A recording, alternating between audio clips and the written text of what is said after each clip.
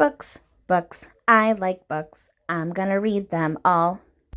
Hi readers, Chris here. Welcome to my channel where I review fantasy, Stephen King, all sorts of books. And today is a very special day because I am finally celebrating 300 subscribers. Woohoo, woohoo. It's funny because earlier this year, I did not think my channel was going to grow anymore. I had kind of hit a plateau around, I think it was around 250-ish. And I was like, okay, that's just what it's going to be. No big deal. I'm going to keep going, maybe change some stuff around, but I don't know what happened, but all of a sudden, a bunch of other people found me. So if you're new, welcome. If you've been here since the beginning, I am so glad. This is such a great community and I'm so thankful to be a part of it. So in order to celebrate, I am going to be answering all of your questions today. And also, if you stay until the end, I will be doing a giveaway. Yes, I'm going to be doing another giveaway. I'll get to that later, but I'm going to jump right in and answer the questions that you sent me.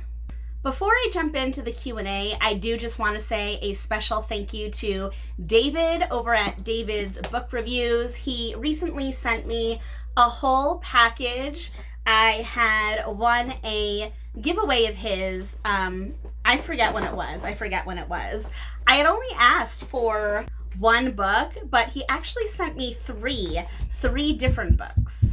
He also sent me some snacks and pins, but the three books that he sent me are Nettle and Bone by T. Kingfisher. This is an author I've been wanting to read, so I'm super excited about this one. He also sent me Sister Maiden Monster, which I know I've heard of this book somewhere. I can't remember where, so if any of you have mentioned it before, let me know in the comments. But this sounds really cool. And then the third one was The Girl in the Well by Rin Chupico. I have not heard of this book, but I have heard of this author, and I have been interested in them. So yeah, I'm definitely going to read all three of these at some point. We're getting into spooky season, so it's going to be really hard to pick which one to read first. Okay, let's jump into the Q&A, and I'm just gonna go through in order, starting with Chris Sejar. I know you asked a bunch of questions, so the first one was, which do you like more, Stephen King's Dark Tower series or an individual book? I'm not sure if you mean an individual book in that series or just an individual Stephen King book in general. If you meant in general, then I definitely have some Stephen King books that I like more than the Dark Tower series. Off the top of my head, I would say Misery, Gerald's Game, maybe It. I really like It. But if you're talking about like the series in general, I don't know, because I haven't actually finished the whole Dark Tower series before. The first time I read it, I got like to the last book, but then I never finished it. So as it stands right now, I think I like Wizard and Glass, the fourth book, better than the whole series, but I might change my mind. Question number 2, best part and challenge of owning ferrets. Well, the best part is they're cute, they're cuddly. Ferrets are super playful. They are super playful, and they really do have their own unique personalities. I've had about 20 different ferrets throughout my life. Every single one of them is completely different. They have different things that they like to do. They have different toys that they like to play with, different types of treats they like to eat. Some are more like high energy, some are more chill, some want to cuddle right on top of you, some like don't like to be cuddled too much. They're all so different, which is so much fun when you get a new one and figure out like their little personality traits. The biggest challenge, I would say, is that they are not great at using the pan when going to the bathroom. So ferrets are considered exotic animals. So even though they will pick a spot to go to the bathroom, typically what they do is, if you've ever seen like a dog, sometimes they spin around and they kind of like back up. That's what ferrets do because it's like an instinct thing. They want to be facing outward in case there's any predators. So when they back up, they don't always back up into the pan. Sometimes they back up and they stop before the pan. Sometimes they back up next to the pan. Sometimes they just wake up and go nuts and have no idea where they are. So that is a challenge. The other thing I would say is that ferrets are very prone to illness, especially when they get older. I won't go into it, but it really has to do with how they're bred and raised. But they're very prone to illness, and that can cost a lot of money, and obviously, like, emotionally, it's really hard when any animal gets old and sick and you can't really do anything for them. So definitely some challenges anyone should be aware of if they are considering getting a ferret, and if anyone was interested. I've definitely seen some videos out there that do a great job breaking down all of the benefits and challenges for ferret ownership. Next question is, favorite type of food? This is a tough one because I definitely have my go-to. Like, I really love Mexican food, but not spicy Mexican food. I just love fried cheese, I guess. Anything that's fried and has cheese. So, quesadilla, your tacos, burritos. I love all that stuff. I definitely eat Mexican food at least like once a week. And when I say Mexican food, I mean American Mexican food. I'm really, like, my go-to comfort food is like chicken nuggets, mac and cheese. Like, on the inside, I am a child. I don't eat that stuff every day, but like when I want something comforting, that is what I go for. Next question is, what do you do for a career? So it's funny, I have actually worked in the hospitality industry for the past 15 years-ish of my life. I worked for a bunch of different hospitality companies. I will say that I previously worked for Marriott Hotels. I'm not going to say which company I work for right now, but yes, I work in hotels, and I do basically market research. So it's a lot of spreadsheets, it's a lot of data and analytics. So I feel like that's why I read so much, because I do so much like math, data analyzing in my like day-to-day job that I just need like an escape. Maybe, I don't know, maybe that's true. That sounds like a good explanation, right? Sure. Next up, I have a question from M over at Dark Violet Dreams, and she says, my question is totally off topic, but I'd love to know which hair products are your favorites. Your hair always looks fabulous. Thank you, M, for saying that.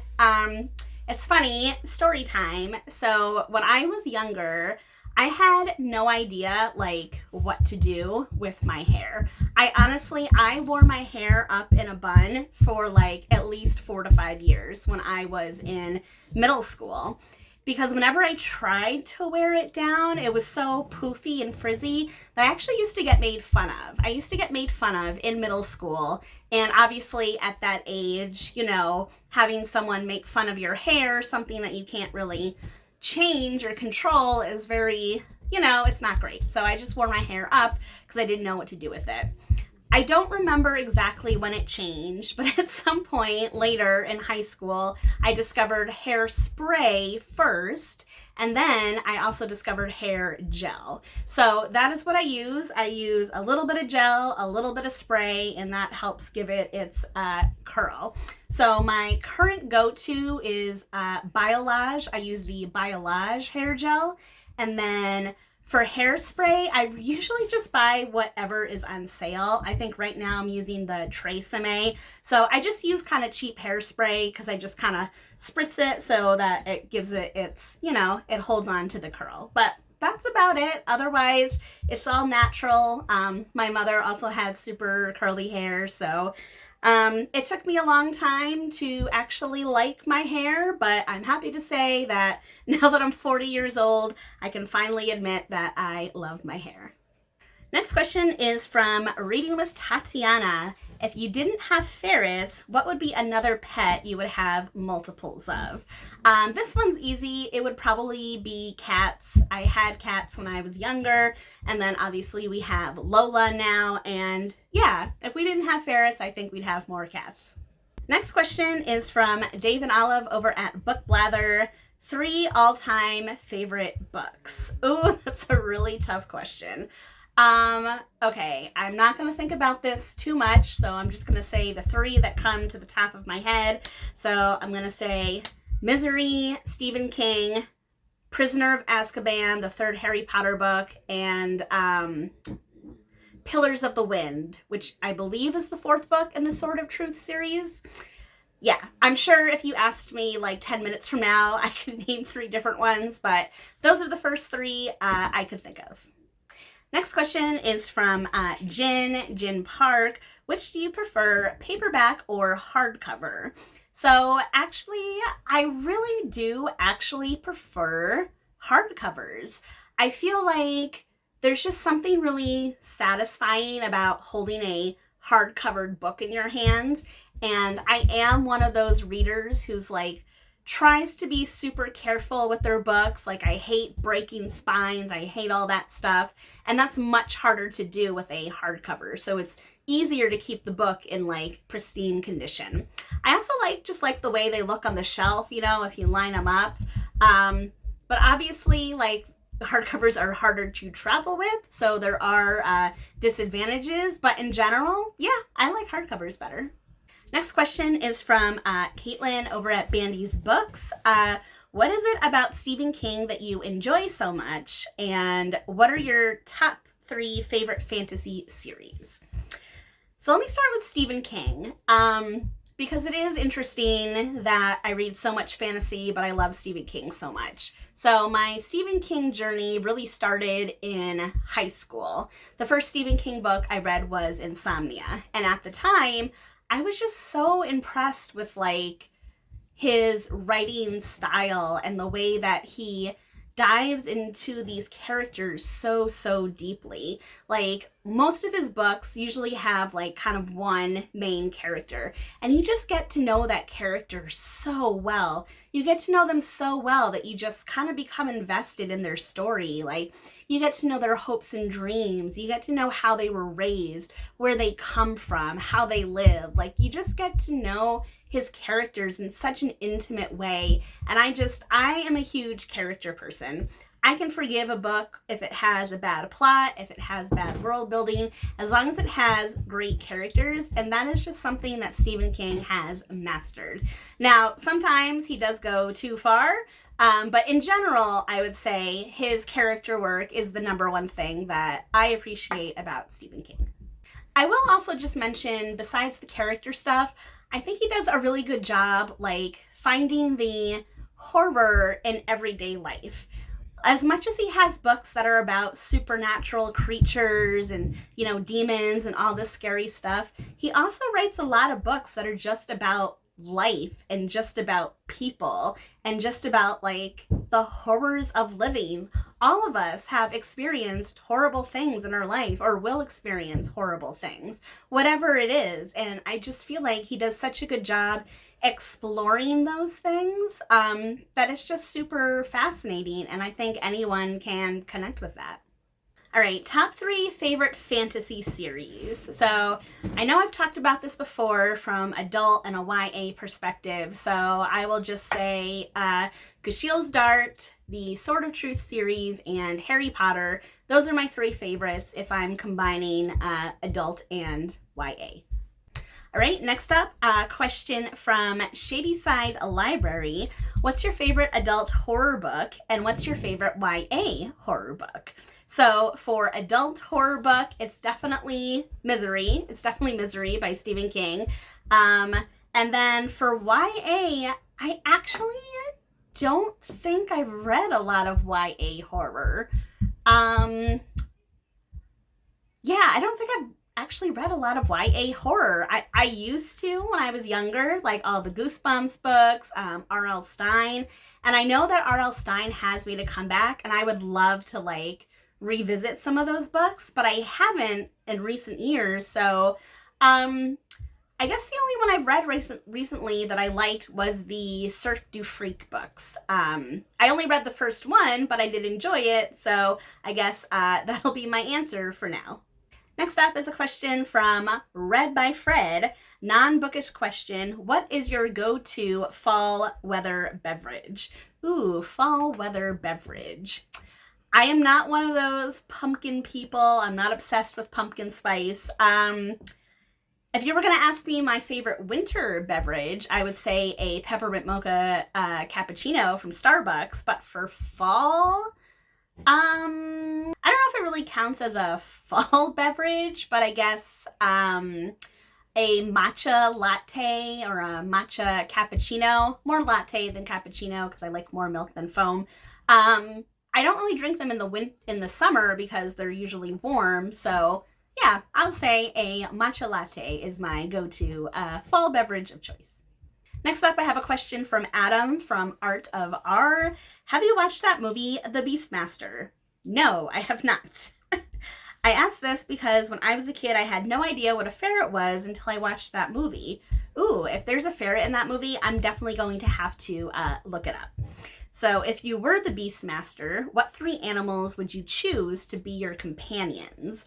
So I assume these animals travel with you, maybe help you in some way. So obviously it would be a ferret, an otter, because otters are basically ferrets of the sea, and then maybe something random like a platypus. Like no one ever gives platypus enough credit, so sure, why not? Ferret, otter, platypus.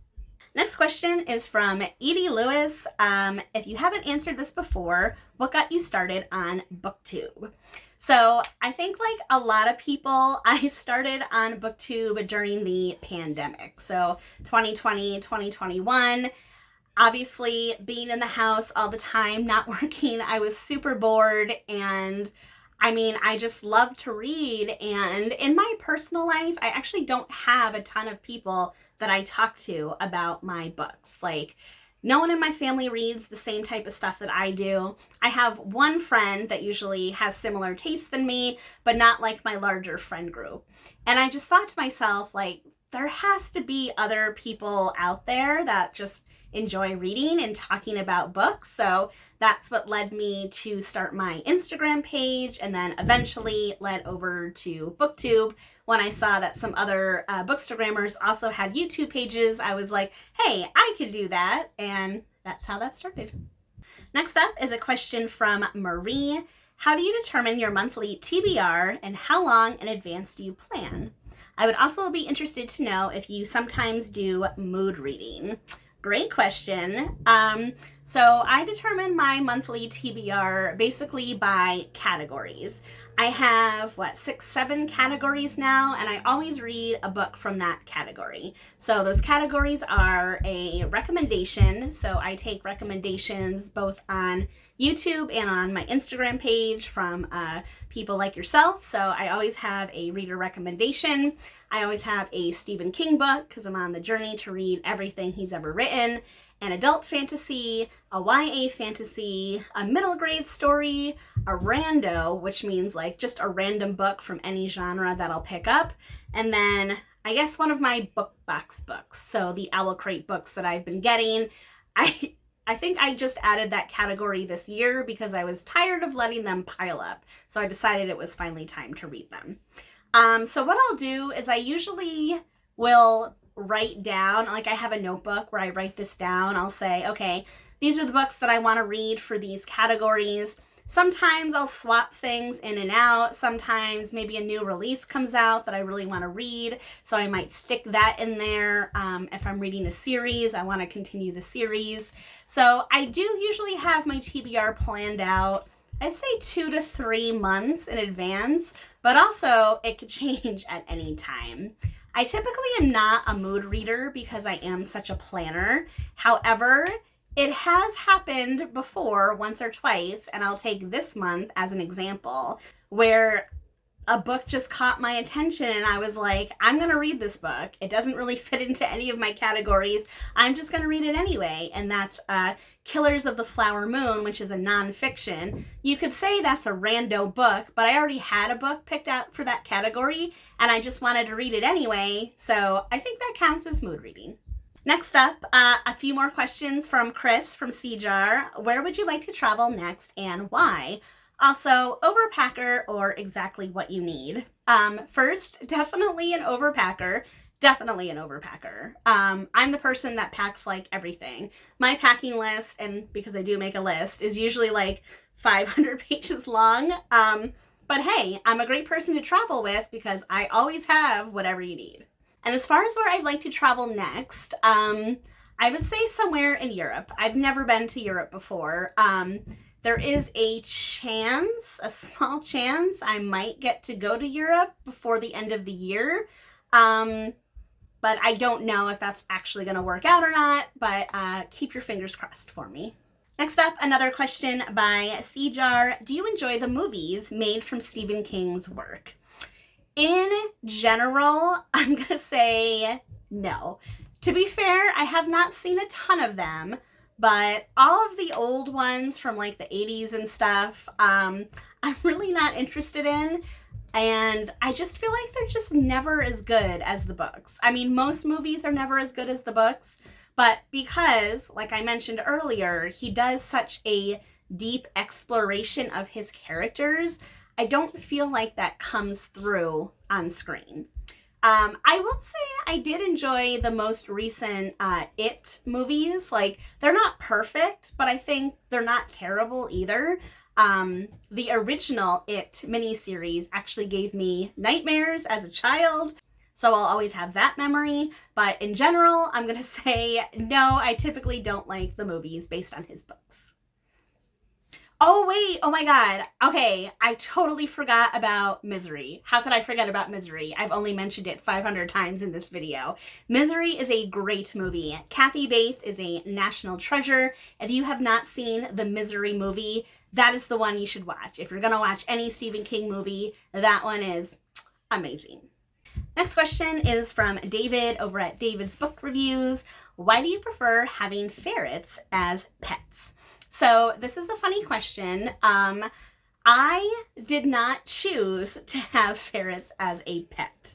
And what I mean by that is that it was actually my husband, boyfriend at the time, who had ferrets. So when we moved in together, he brought the ferrets with him. And at the time, I was kind of like, you just let these things run around the house all day. Like, don't they smell? Don't they poop everywhere? Like, I don't know about this. How's this going to work out? And then I met Simon, and Simon was the first ferret that I ever bonded with. I met Simon, I picked Simon up, and he looked at me and he kissed me with his little tongue, and my heart just melted. And then I just knew I was going to be a ferret mom. Like, it just happened like that. Next question is from Kirsten over at Reading Nymph. What is your favorite reading setup? I assume you mean where do I like to read? So I do most of my reading in the morning. So like literally the first thing that I do when I wake up after I go to the bathroom and take my vitamins and stuff is I make my cup of coffee and then I sit down to read, either on the couch in the living room or sometimes even in my own bed if my husband's up. And I'll just sit and read for like an hour. A good solid hour. Usually that's enough time to like wake up and read some stuff before I have to get ready for work for the day, but I always do that every single morning. Next up, I have a question from Chatty the Mad Chatter. Choose 3 companions from fiction if you had to embark on a classic fantasy quest.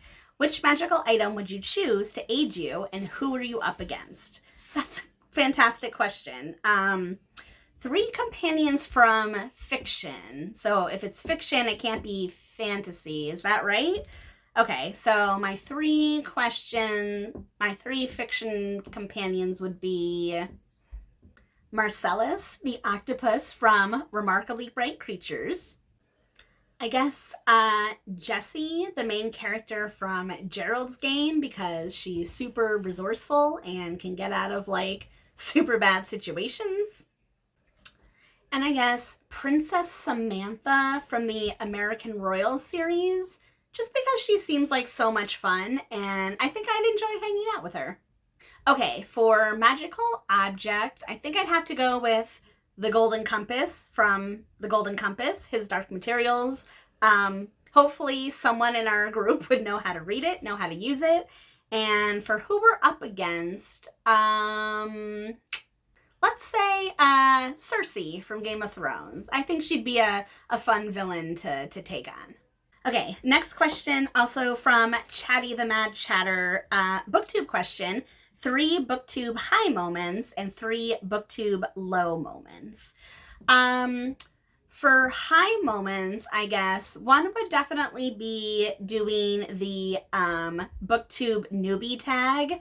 Honestly, like before then, I really hadn't met many people in the booktube community. So once I did that video though, like so many people found me, and that was really fun. Like I had no idea that there were so many people out there. So I was really thankful that doing that tag like helped open the door for me, number 1.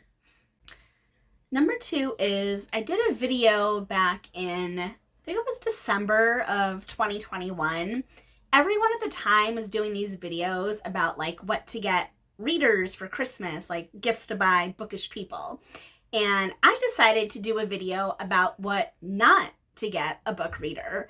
And I think that video did pretty well in general, but honestly, it's one of my it was one of my personal favorite videos. I had such a fun time putting it together, such a fun time filming it. I thought I was super funny. I'm sure, no one else did, but I thought it was hysterical. So now that I have better equipment, I would love to redo that video. So maybe I'll do that this year. And then number 3, I'm going to say is the first time I was ever tagged. I'm pretty sure, like 99.9% sure, that it was Mary and Joe over at Book Buds who actually tagged me in my first tag. And at the time, I had no idea what a tag was or how to do it or what was going on, but they were kind enough to tag me, and I learned how to do tags through them. So that would be another high moment. For 3 low moments, I guess I will say earlier this year, I did have a pretty low moment where I was feeling kind of blah about my channel and wasn't really sure if I even wanted to keep doing it. I think we all feel like that at times, but obviously that changed because I'm still here, and I'm certainly glad that it did change. For other low moments, obviously, over the summer this year was a pretty rough time in our community because of the passing of Pax, which I don't want to get into here because I don't want to get all emotional, but for anyone who's been around and knows Pax, obviously that was a low moment. And I can't really think of a third, or at least not off the top of my head. So if I do think of something, I will edit it in later. All right, I think that was everything. So thank you so much to everyone who asked questions. I had a lot of fun answering them. Hopefully you had fun listening. And now it's time for the giveaway. So I'm gonna make this really easy for you.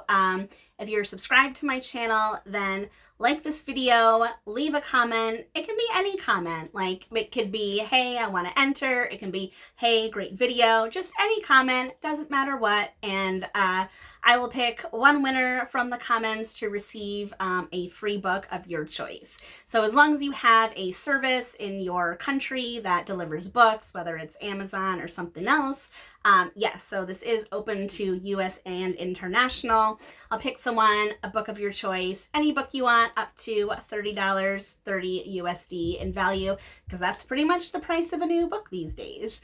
But if it's a little bit more than that, don't worry about it. But those are the general rules and guidelines. I will leave this giveaway open for 1 week. So until next Wednesday, midnight Eastern Standard Time. So get your comments, your likes in before then.